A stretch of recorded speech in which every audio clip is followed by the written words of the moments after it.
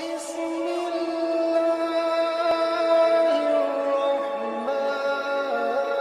الرحيم. فأعوذ بالله من الشيطان الرجيم. بسم الله الرحمن الرحيم. قاف والقرآن المجيد بل عجبوا أن جاءهم منذر منهم فقال الكافرون هذا شيء عجيب أإذا متنا وكنا ترابا ذلك رجع بعيد. بسم الله الرحمن الرحيم. يا أيها الناس اتقوا ربكم الذي خلقكم من نفس واحدة وخلق منها زوجها وبث منهما رجالا كثيرا ونساء واتقوا الله الذي تساءلون به والأرحام إن الله كان عليكم رقيبا. بسم الله الرحمن الرحيم. يا أيها الذين آمنوا اتقوا الله حق تقاته ولا تموتن إلا وأنتم مسلمون. بسم الله الرحمن الرحيم.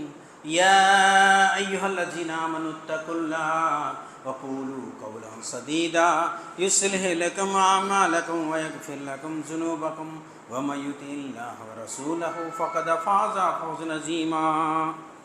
بسم الله الرحمن الرحيم. وإذا سألك عبادي أني فإني قريب أجيب دعوة الداعي إذا دعاني فليستجيبوا لي وليؤمنوا بي لعلهم يرشدون. بسم الله الرحمن الرحيم. الحمد لله رب العالمين. సమస్త స్తోత్రాలు సకల లోకములకు ప్రభువు, పాలకుడు, పోషకుడు, సర్వ సృష్టికర్త అయిన ఆ అల్లాహ్కి మాత్రమే చెల్లుతాయి. సోదరులారా, ఈ సందర్భంగా నేను మీ ముందు చెప్పబోయే అంశము అల్లా కబ్ దువా కుబూల్ కరేగా. ఆ అల్లా మన దువా ఎప్పుడు అంగీకరిస్తాడు. ఈ అంశము అందరూ తప్పకుండా అర్థం చేసుకుని ఆచరించవలసినటువంటి అంశం. ఎందుకంటే సోదరులారా, మన సమాజంలో అందరూ అల్లాతో దువా చేస్తారు. అయితే ఆ దువా అంగీకరింపబడుతుందా ఆ అల్లాహ్ వద్ద లేదా అనే విషయం మాత్రం చాలామంది ఆలోచన చేయరు. అందుకే ఇన్షాల్లా నేను ఈ అంశాన్ని చెప్పడానికి ప్రయత్నిస్తున్నాను. అర్థం చేసుకున్న సోదరులారా, మరి ఈ అంశానికి సంబంధించి మనం ఖురాన్ మరియు సహీ హదీసులను పరిశీలించినట్టయితే అనేక విషయాలు చెప్పబడినవి. ఇన్షాల్లా నేను ఒక్కొక్కటి మీ ముందు వివరిస్తాను. చూడండి. మరి ముందుగా అల్లాహ్ సుబ్హానహు వ తఆలా ఖురాన్ మజీద్లో సూరే బకరా 2వ అధ్యాయం ఆయత్ నంబర్ 186లో చెప్తున్నాడు. నేను ప్రారంభంలో ఈ ఆయత్ పఠించాను.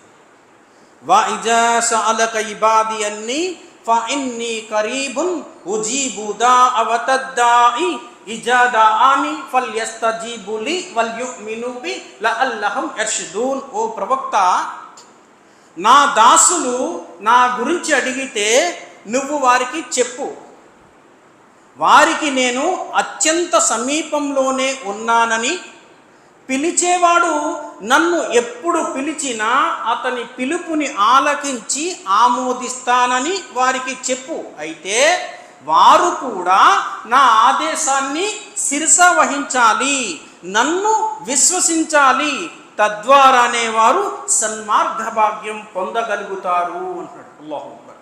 ఈ ఆయతలో అల్లా చూడండి ఎంత స్పష్టంగా చెప్తున్నాడు. ఆ అల్లా మన దువా ఎప్పుడు కుబూల్ చేస్తాడు అంటే అల్లా ఇక్కడ చెప్తున్నాడు, పిలిచేవాడు నన్ను ఎప్పుడు పిలిచినా కానీ అతని పిలుపును ఆలకించి ఆమోదిస్తానని ఓ ప్రవక్త వారికి చెప్పు. అన్నీ ఫఇన్నీ కరీబు అంటున్నాడు. డైరెక్ట్గా దాసుడు నన్ను అడిగితే నేను అతని దువా కుబూల్ చేస్తాను అంటున్నాడు. అయితే ఇక్కడ అల్లాహ్ సుబ్హానహు వ తఆలా ఒక కండిషన్ పెడుతున్నాడు. ఏంటి ఆ కండిషను? వారు కూడా నా ఆదేశాన్ని శిరస వహించాలి, నన్ను విశ్వసించాలి అంటున్నాడు. మరి ఏంటి అల్లాహ్ సుబ్హానహు వ తఆలా యొక్క ఆదేశము, అల్లాహ్ని విశ్వసించడం అంటే ఏంటి? ఖురాన్ మరియు సహీ హదీస్లు ఏం చెప్తున్నాయి అనే విషయాన్ని మనం పరిశీలించినట్టయితే అనేక విషయాలు ఉన్నాయి. మనం క్లుప్తంగా తెలుసుకోవాలి అంటే ఆ అల్లాహ్ని తప్ప మనం మరొకరిని ఆరాధించకూడదు.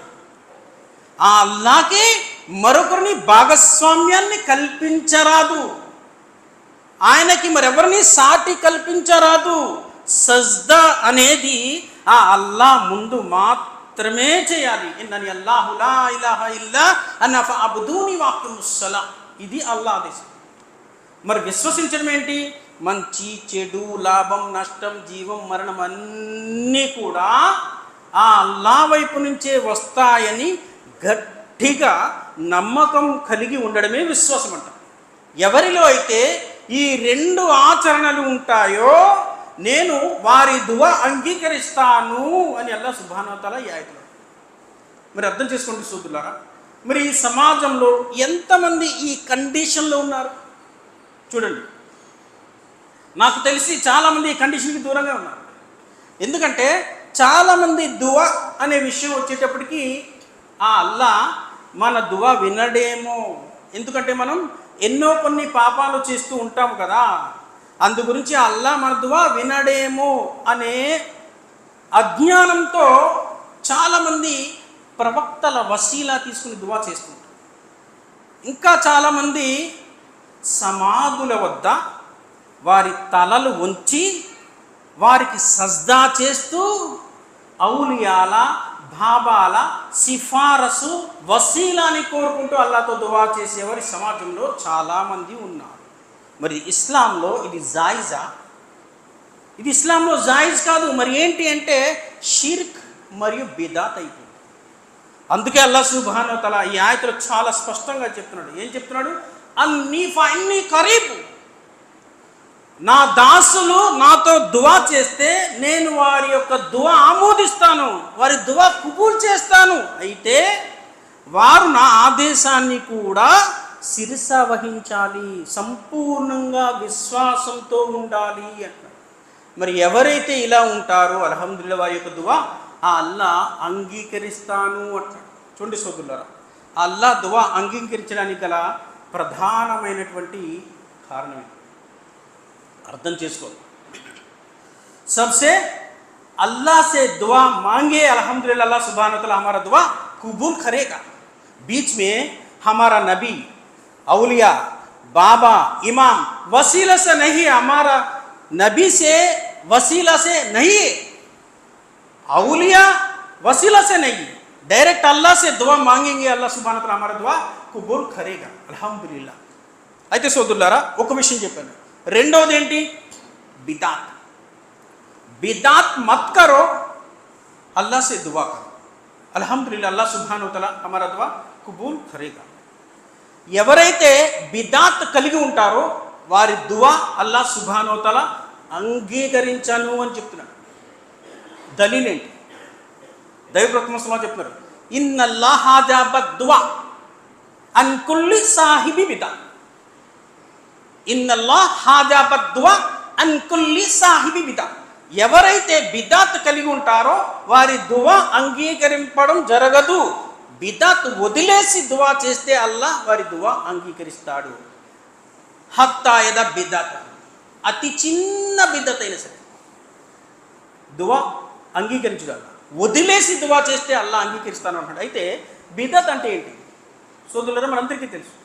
బిదాత్ అంటే ఇస్లాంలో లేని ఆచరణను ఇస్లాంలో ఉంది అని ఆచరించడం, ఇంకా ఇస్లాంలో కొత్త పోకడలను, నవీన పోకడలను సృష్టించడం. దైవ ప్రవక్త ముహమ్మద్ సల్లల్లాహు అలైహి వసల్లం వారు చెప్పని విషయాన్ని చేయడం, ఆయన స్వయంగా ఆచరించని విషయాన్ని ఆచరించడం, దీన్ని బిదాత్ అంటారు. అయితే ఈ బిదాతులు చాలా రకాలు ఉంటాయి. కొన్ని ఉదాహరణగా తెలుసుకుందాం. ఉదాహరణ చూడండి, ఇస్లాంలో హ్యాపీ బర్త్డే, పుట్టినరోజు, చనిపోయిన రోజులు, దినాలు, గార్మీలు, బార్మీలు, చాలిస్వా, బర్సీ రోజు, సంవత్సరికాలు, చనిపోయిన వారి వద్ద ఖురాన్ పారాయణాలు చేయడాలు, ఇంకా ఖురాన్ కానీలు, ఫాతిహా ఇవ్వడాలు, ఇంకా షబ్బే బరాత్ రోజున ఆత్మలు పిలుస్తూ ఉంటారు, ఆత్మలను పిలవడాలు, మూలన పెట్టినటువంటి పదార్థాలని తినండి అని చెప్పడాలు, ఇంకా ఆ రోజు కొత్త ఆత్మలు పాత ఆత్మలు కలుస్తాయి, వారు మాకు ఆశీర్వదిస్తారు అని విశ్వసించడాలు, ఇవన్నీ కూడా బిదాతులే సోదరులారా. అనేకమైనవి ఉన్నాయి, కొన్ని మాత్రమే చెప్పారు. మరి ఎవరైతే ఈ బిదాత్ చేస్తారో వారి దువా అంగీకరింపబడదు అంటున్నారు ఇక్కడ ప్రవక్త ముహమ్మద్ సల్లల్లాహు అలైహి వసల్లం. చూడండి సోదరులు, ఇది ఎంత ప్రమాదకరమైందంటే మన ఉలమా చెప్తున్నారు, ఒక వ్యక్తి తావీజు ధరించాడు, తావీజు కట్టుకున్నాడు, మరో వ్యక్తి బిదాత్ చేశాడు. వీరిరువురిలో ఎవడు ఎక్కువ పాపాత్ముడు అంటే బిదాత్ చేసేవాడు అంటారు. ఈ విషయంలో తావీజు కట్టుకోవడం అంటే షిర్క్, ఈ విషయంలో షిర్క్ కంటే ప్రమాదకరం పాపము బిదాత్. ఉలమా చెప్పే మాట. ఎందుకు? ఏ వ్యక్తి అయితే తావీజు కట్టుకున్నాడో ఆ వ్యక్తి మాత్రమే గుమ్రైపోతాడు. బిదాత్ చేసేవాడు ఆ బిదాత్కి ఎన్ని వందల మంది, వేల మంది, లక్షల మంది దానికి హాజరవుతారో అందరూ కూడా గుమ్రైపోతారు, అందరూ బర్బాద్ అయిపోతారు. ఉదాహరణకి చూడండి, మిలాదున్ నబీ ఇస్లాంలో ఉందా? షేఖుల్ ఇస్లాం ఇబ్నే బాజ్ రహిమహుల్లా వారు కూడా ఇది బిదాత్ అన్నారు. ఇంకా ఇస్లామియా స్కాలర్స్ అందరూ కూడా ఇది బిదాత్ అన్నారు. ఉలమాలందరిల మధ్య కూడా ఏకాభిప్రాయం ఉంది బిదాత్ అని. ఈరోజు కొన్ని సంవత్సరాల ముందు, 40-50 సంవత్సరాల ముందు ఈ యొక్క మిలాదున్ నబీ అనేది తెలియదు చాలామంది. ఎక్కడుంది అంటే ఎక్కడో ఒక జమాత్ వారు ఎక్కడో చేసేవారు. ఈరోజు సౌదీ అరేబియాలో కూడా చేస్తున్నారు అస్తగ్ఫిరుల్లాహ్ కొంతమంది. ఎంత వేగంగా పాకిపోయింది బిదాత్. మరి ఎంతమంది అయితే దీనికి గుమ్మరాయి ఉన్నారో వీళ్ళందరి యొక్క పాపము కూడా ఎవరైతే ఈ బిదాత్ని ప్రారంభించారో వారికి వెళ్తుంది అని ఖురాన్ హదీస్. కాబట్టి సోదరులారా అర్థం చేసుకోవాలి, బిదాత్ని వదిలేయాలి, అల్లాతో దువా చేయాలి. అల్హమ్దులిల్లాహ్, అల్లాహ్ సుబ్హానహు వ తఆలా హమారా దువా కబూల్ కరేగా, దువా కబూల్ చేస్తాం. 2 విషయాలు. మూడవది ఏంటి? అజా వక్త్ మే దువా కర్నా. అల్హమ్దులిల్లాహ్, అల్లాహ్ సుబ్హానహు వ తఆలా మన దువా కబూల్ చేస్తాడు. అజా సమయంలో దువా చేస్తే అంగీకరిస్తాడు. ఎలా చేయాలి? ఉస్తీజబ్ దువా అన్నారు.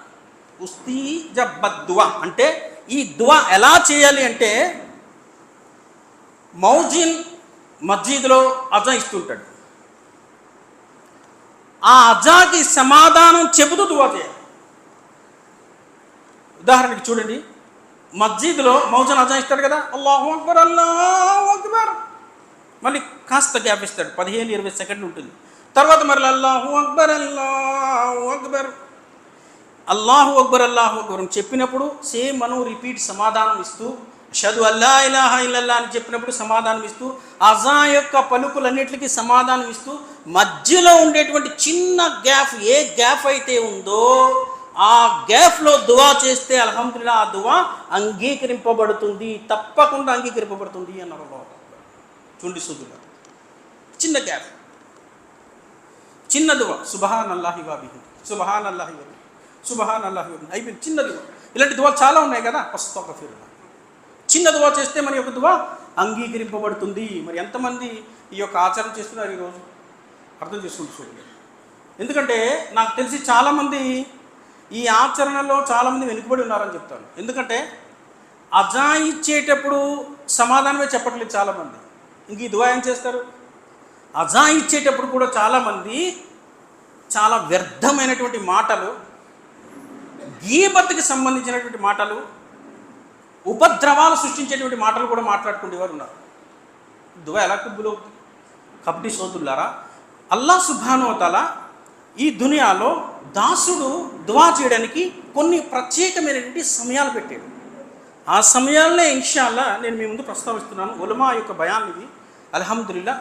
చూడండి సోదరులారా, మరి ఎవరైతే ఈ ఆచరణ చేస్తారో అల్హమ్దులిల్లాహ్ వారి యొక్క దువా అంగీకరింపబడుతుంది అని చెప్పబడింది. 4వ విషయం ఏంటి? అజాకి మరియు ఇఖామత్కి మధ్యలో దువా చేస్తే ఆ దువా అంగీకరింపబడుతుంది అన్నారు ప్రవక్త ముహమ్మద్ సల్లల్లాహు అలైహి వసల్లం వారు. మరి దీని యొక్క దలీల్ ఏంటి? ప్రవక్త ముహమ్మద్ సల్లల్లాహు అలైహి వసల్లం చెప్తున్నారు, అద్దువా లా యరద్దు బైనల్ అజాని వల్ ఇకామి. ఎవరైతే అజాకి మరియు ఇకామత్కి మధ్యలో దువా చేస్తారో దువా అంగీకరింపబడుతుంది. మరి ఈ విషయంలో అయినా మన సోదరులు ఎంతమంది ఉన్నారంటే ఇందులో కూడా చాలా దూరంగా ఉన్నారని చెప్పచ్చు. ఎందుకంటే నాకు తెలిసి చాలా మస్జిద్లో ఉండే విషయం ఏంటి, అజా కంటే కూడా ఇకామత్తు సమయానికి ఎక్కువ మంది వస్తూ ఉంటారు. కొంతమంది నమాజ్ యొక్క ప్రారంభంలో వస్తే కొంతమంది మధ్యలో వస్తారు, కొంతమంది నమాజ్ చివరిలో వస్తారు, కొంతమంది నమాజ్ అయిపోయాక వస్తారు. ఇలాంటి వారందరూ ఈ దువా చేయడానికి సమయం ఉండదు, కుదరదు.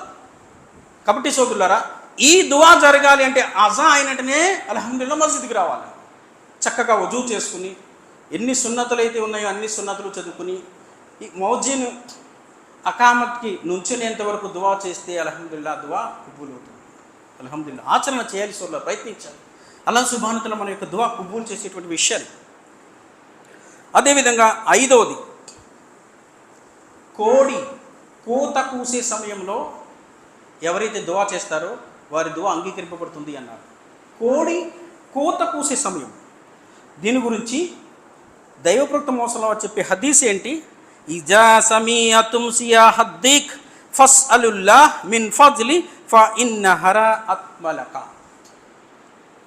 కోడి కూసే సమయంలో ఎవరైతే దువా చేస్తారో వారి దువా అంగీకరింపబడుతుంది. ఈ హదీస్లో చెప్పబడి ఉంది. మరి కోడి ఎప్పుడు కూస్తుంది అంటే దైవ దూతలు కనిపించినప్పుడు. చూడండి సోదరులు, ఈ హదీస్ ద్వారా అర్థమయ్యేది ఏంటంటే దైవ దూతలు కోడికి కనిపిస్తారంట. మనం అదే విధంగా పరిశీలించినట్టయితే శైతానులు కుక్కలకు కనిపిస్తారు. శైతానులు కుక్కలు కనిపిస్తారు. మీరు ఉదాహరణకి చూడండి, మస్జిదుల్లో అజా ఇస్తుంటారు కదా, హదీస్ ఏం చెప్తుంది? అజా ఇచ్చేటప్పుడు శైతాన్ అపాన వాయువు వదులుకుంటా పారిపోతుంది. చాలా పల్లెటూరు మస్జిదుల్లో ఎక్కువ కనపడుతూ ఉంటాయి. అజా ఇచ్చేటప్పుడు అజాతో పాటు కుక్కలు కూడా అరుస్తుంటాయి. ఎందుకు అరుస్తుంటాయంటే శైతాన్ పారిపోవడం కుక్కలకు కనిపిస్తుంది, అందు గురించి కుక్కలు అరుస్తుంటాయి. అయితే మన యొక్క అంశం ఇది కాదు. దైవదూతలు కోడికి కనిపిస్తారు కాబట్టి అల్హమ్దులిల్లాహ్ ఆ సమయంలో దువా చేస్తే దువా అంగీకరింపబడుతుంది అని చెప్పబడి ఉంది. ఇంకా కోళ్ళు ఎప్పుడు కూస్తాయంటే మగరీబ్ సమయంలో మరియు ఫజర్ సమయంలో, ఈ 2 సమయాల్లో ఎక్కువ కూస్తూ ఉంటాయంట. మన హదీసులు పరిశీలిస్తే ఈ సమయంలో కూడా ఎక్కువ దైవదూతలు తిరుగుతూ ఉంటారు. కాబట్టి సోదరులారా, ఈ సమయాన్ని మనం ఉపయోగించుకోవాలి. ఆ సమయంలో మనం ఏ పరిస్థితిలో ఉన్నా కానీ, నడుస్తూ ఉన్నా, కూర్చున్నా, ఎలా ఉన్నా అల్హమ్దులిల్లాహ్ దువా చేస్తే దువా అంగీకరింపబడుతుంది అని చెప్పబడి ఉంది. నేను 5 విషయాలు చెప్పాను మీ ముందు. 6వది హలాల్ కమాయి, అంటే ధర్మ సంఘటమైనటువంటి సంపద. ఎవరైతే ధర్మ సంఘటనమైనటువంటి సంపద కలిగి ఆ అల్లాహ్తో దువా చేస్తారో వారి దువా అంగీకరింపబడుతుంది అని చెప్పబడింది. మరి మనం ఈ విషయాన్ని కనుక పరిశీలిస్తే చాలామంది ఈ విషయంలో గుమ్రైపోయినారు. ఎందుకంటే దునియాలో చాలామంది హరాం కమాయితోనే ఉన్నారు, హరాం సంపదతోనే ఉన్నారు, హరాం సంపదనే కోరుకుంటున్నారు. ప్రతి విషయానికి వడ్డీ. హరాం సంపద ఏంటండి? వడ్డీ కోరుకుంటారు, వడ్డీకి వెళ్తారు, వడ్డీలోనే ఉండడానికి ప్రయత్నిస్తూ ఉంటారు. ఫలానా సంపద వస్తుంది అంటే దానికి పెట్టుబడి పెట్టాలంటే డబ్బులు లేకపోతే వడ్డీకి తేవాలి. వడ్డీ హరాం సంపాదనతో ఉంటే దువా అంగీకరింపబడదు. చూడండి సోదరులు, ఇంకా చాలామంది సంపద అనే విషయం వచ్చేటప్పటికి షాదీ విషయాల్లో, నిఖా విషయాల్లో కూడా ఈ షాదీ చేసుకోవడం వల్ల ఇంత సంపద మనకు వస్తుంది అంటే అది కూడా హరామైంది. ఎందుకంటే కట్నం, సంపద వస్తుంది అన్నా, కట్నం కోరుకోవడం అన్నా అల్లా ఎలా దువా కబూల్ చేస్తాడు? ఈ విషయము దైవ ప్రవక్త ముహమ్మద్ సల్లల్లాహు అలైహి వసల్లం అడుగుతున్నారు. హరాం సంపాదనతో తినేవాడి యొక్క దువా అల్లా అంగీకరించడు. ప్రవక్త ముహమ్మద్ సల్లల్లాహు అలైహి వసల్లం చాలా క్లియర్గా చెప్తున్నారు హదీసుల్లో, మత్ అబుహు హరాం, ఎందుకంటే అతని తినే తిండి హరాం. మష్రబుహు హరాం, అతను తాగే నీరు, ఆహారము హరాం. మల్బసుహు హరాం, అతను వేసుకునే బట్టలు హరాం. వగుదియ బిల్ హరాం, అతని యొక్క జీవితం పూర్తిగా హరాం. మరి అతని యొక్క దువా అల్లా ఎలా కబూల్ చేస్తాడు? ప్రవక్త మోసలో అడుగుతున్నారు, ఎలా కబూల్ చేస్తాడు? ఎందుకంటే అతని పూర్తి జీవితం హరాం అయిపోయినప్పుడు అల్లాహ్ సుబ్హానహు వ తఆలా ఎలా కబూల్ చేస్తాడు? ఈ హదీసులన్నీ సహీ హదీసులు సోదరులా. ఇంకా ఉలమా చెప్పిన మాటలు ఉన్నాయి. అయితే ఇంకా దైవప్రవక్త చెప్తున్నారు, ప్రళయానికి ముందు ప్రజలందరూ ఇలాగే ఉంటారన్నారు. సంపద అనే విషయం వచ్చేటప్పటికి అది హరామా హలాలా చూడరన్నారు. సంపద అనే విషయం వచ్చేటప్పటికి అది హరాంగా వస్తుందా హలాలుగా వస్తుందా చూడరు, వచ్చిందా లేదా ఇదే చూస్తూ ఉంటారంట. ఇది ప్రళయానికి ఒక సూచన. ప్రస్తుతం అవే రోజులు గడుస్తున్నాయి సోదరులు. కాబట్టి మనం అలా ఉండకూడదండి. విశ్వాసులుగా మనం అల్లాతో దువా కోరుకునేవారుగా, అల్లా దువా అంగీకరించాలని పూర్తిగా నమ్మేవారుగా మనం ఏం చేయాలి? అలా ఉండకూడదు. పూర్తిగా మనం సంపాదించే ప్రతి రూపాయి కూడా ధర్మ సంఘటనగా ఉండాలి, హలాల్ కమాయిగా ఉండాలి. అల్లా సుబ్హానహు వ తఆలా మన యొక్క దువా కబూల్ చేస్తాడు. అర్థం చేసుకుని సోదరులు,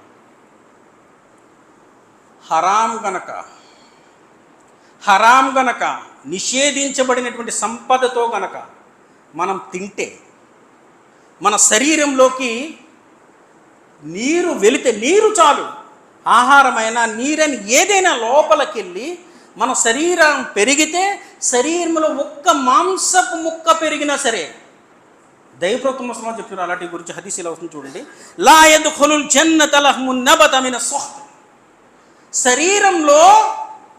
శరీరంలో ఒక్క మాంసపు ముక్క చాలు హరాంతో పెరిగితే, ఆ ఒక్క ముక్క చాలు మొత్తం పూర్తి శరీరాన్ని నరకాగ్నిలో పడేయడానికి అని చెప్తున్నారు ప్రవక్త ముహమ్మద్.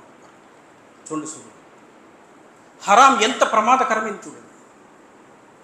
శరీరంలో ఒక్క మాంసపు ముక్క చాలు, హరాంతో నీ శరీరంలో ఒక్క ముక్క పెరిగితే చాలు, ఆ ముక్క పూర్తి శరీరాన్ని నరకాగ్నిలో పడేస్తున్నారు. కాబట్టి సోదరులారా, అంత గట్టిగా చెప్పినప్పుడు హరాంతో దువా చేస్తే అల్లా దువా ఏం అంగీకరిస్తాడు? హరాం అనేది పూర్తిగా వదిలేయాలి సోదరులారా. వదిలేసి అల్లాతో దువా చేయాలి, హలాల్తో ఉండాలి.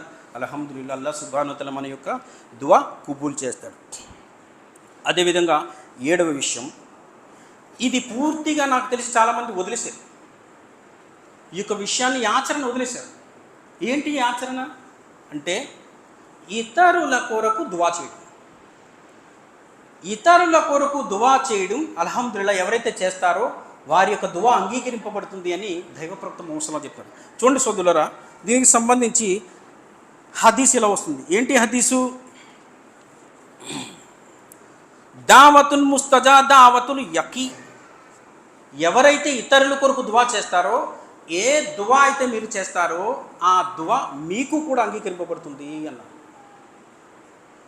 మరి ఈ ఆచరణ ఎంతమంది ఆచరిస్తున్నారు మన వాళ్ళు? మనం మన సోదరుడి కోసం దువా చేశాం.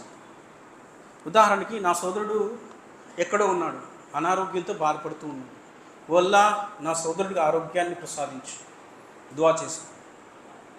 వల్ల నా సోదరుడికి రిజ్క్ ప్రసాదించు, రిజ్కులు బరకత్ ప్రసాదించు.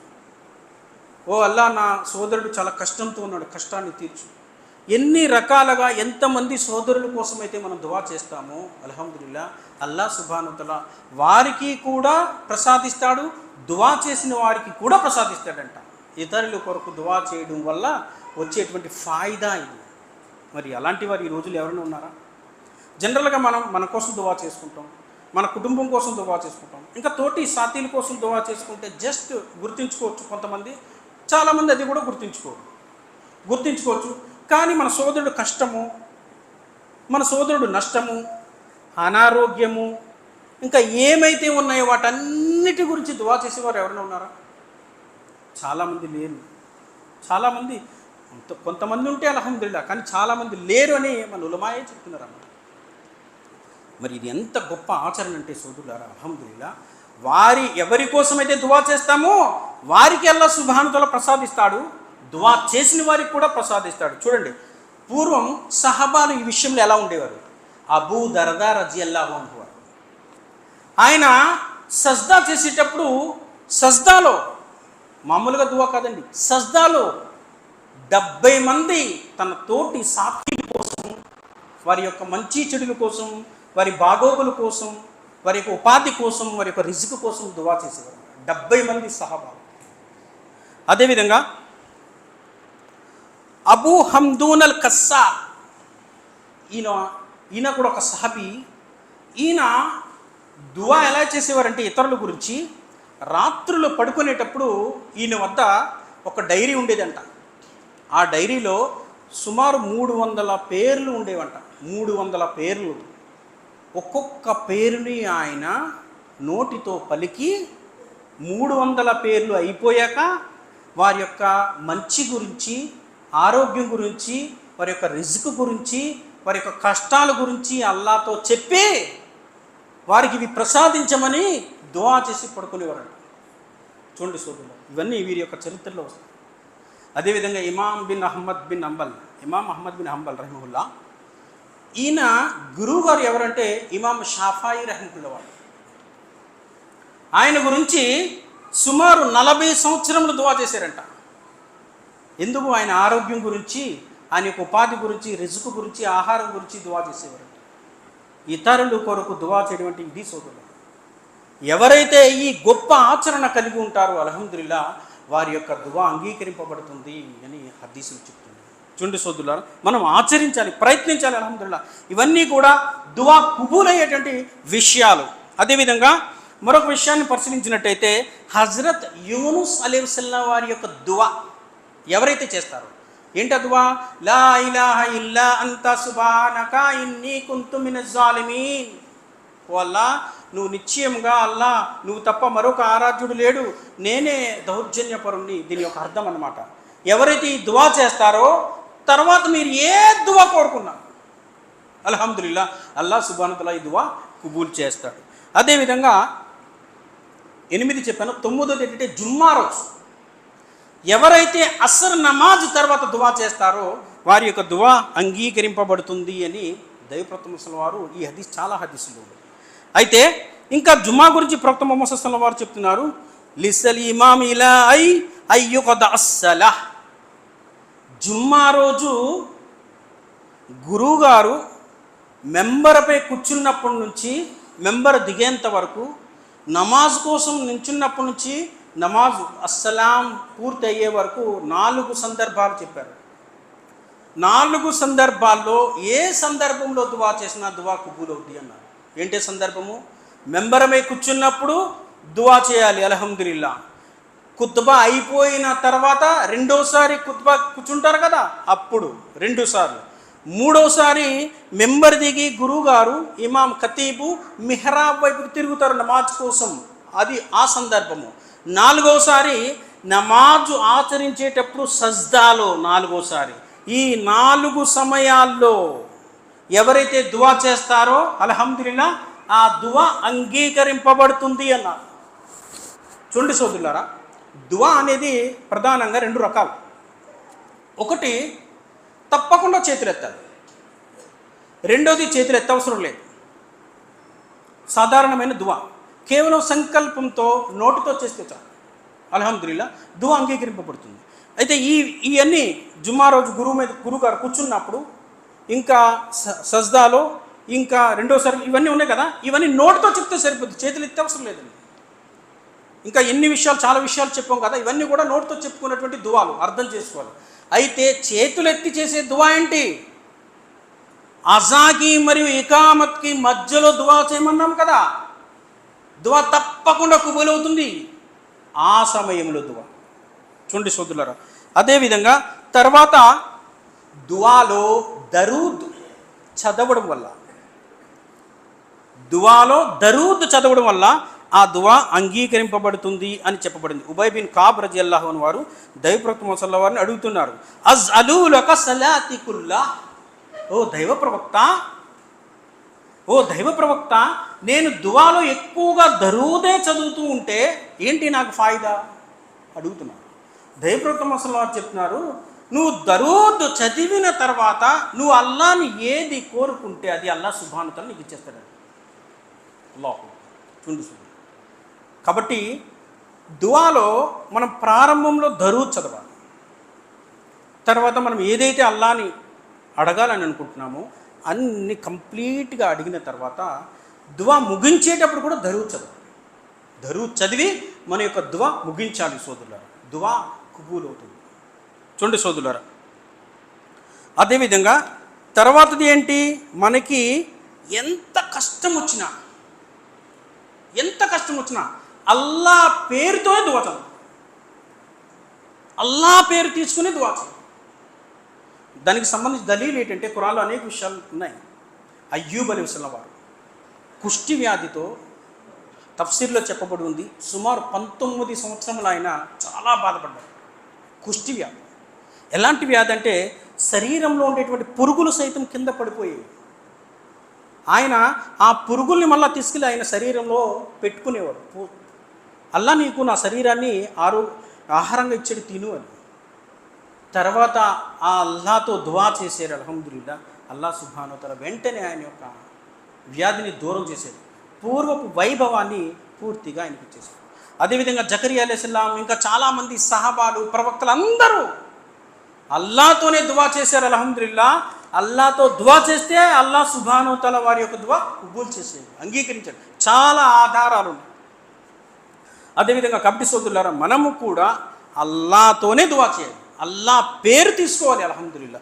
చూడండి తర్వాత విషయము, రాత్రి సమయంలో మెలకువ వస్తే, రాత్రి సమయంలో అర్ధరాత్రి దాటిన తర్వాత ఎవరికైనా మెలకువ వస్తే ఈ దువా చదవండి. ఏ దువా? లా ఇలాహా ఇల్లల్లాహు వహదహు లా షరీక లహు లహుల్ ముల్క్ వ లహుల్ హమ్ద్ లా హౌల వలా ఖువ్వత ఇల్లా బిల్లా. లా షరీక లహు లహుల్ ముల్క్ వ లహుల్ హమ్ద్ వ హువ అలా కుల్లి షైఇన్ ఖదీర్.